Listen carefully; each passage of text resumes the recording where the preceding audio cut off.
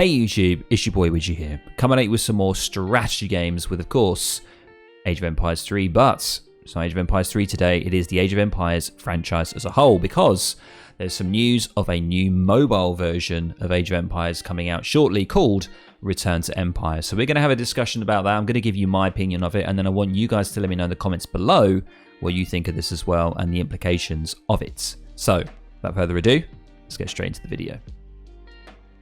Hi guys, welcome. You join me on the Pocket Gamer website where we have the news post here, and the title is Age of Empires is getting a mobile version and it's called Return to Empire. So it's going to be coming to both Android and the iOS. Now, I had a little scroll down here and it said, remember the good old days of setting up the PCs around the table? Of course we do. I just about do. Dividing people into teams and jumping into LAN matches. Once you defeat everyone, you hear the victory chime you start. With the time of Age of Empires lost its charm, I played it around to, but it's coming to the mobile and I can't wait. Okay, so we see a post from, is that Samant Mina posting that? So that's some praise there from the actual person who created the post.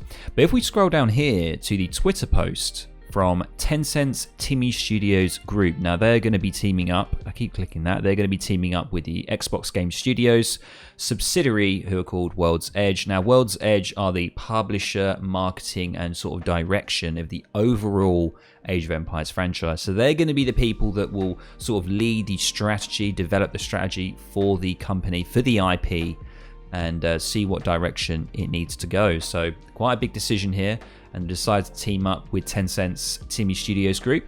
And I did a little bit of research on this studio group because it did ring a bell, and I went over to here on Wikipedia and I found all of their list of games that they've developed. And they have developed some quite large, well-known games. For example, we have the PUBG one here. PUBG Mobile is extremely popular, it's still popular and actually quite competitive now, which is kind of crazy. So an actual mobile game that is sort of in the competitive scene, which is kind of awesome. And we have Call of Duty Mobile, of course, and Pokemon Unite. So, and of course, there's plenty of other apps here. So, you know, they're not a new company. They're well known within China and, of course, around the world for creating these apps. So, I don't think there's any huge issue about it potentially being a flop, potentially being, you know, poorly optimized, bugs, just a completely bad app. I think I've got a little bit of faith in this company. You know, they've got a very good sort of history of creating apps. But there is something here which is kind of unusual. They're saying that they're going to be developing it under the title of Return to Empire, of course. That's not the unusual thing. However, it's set to release in China, but sadly at the moment, it doesn't look like there will ever be an English version. So it's not confirmed yet that there will be an English version of this app.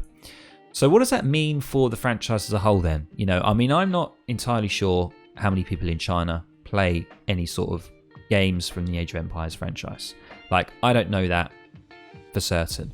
However, I'd like to look at this sort of in an optimistic way. You know, I mean, a lot of people have been moaning about apps, you know, for example, like Blizzard creating the Diablo app, which didn't go down well at all, but they were sort of hoping for a brand new game on the PC. This is slightly different. You know, we're all waiting, of course, for Age of Empires 4. That's the next big game for the franchise. This is obviously going to be another sort of spin-off game, and at the moment, it looks like it's just going to be in China.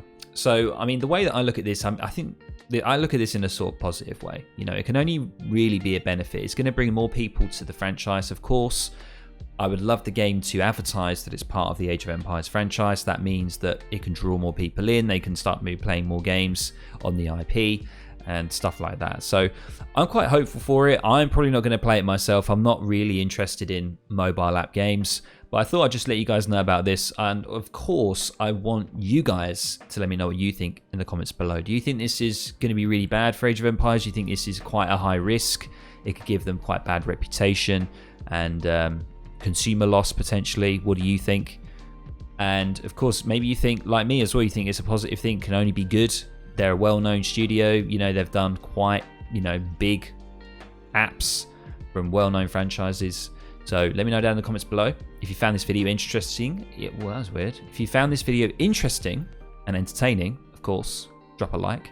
And you can catch me streaming on Twitch at Widgie1. Have a good morning, good afternoon, good evening, wherever you are, and I'll see you in the next video or the next stream.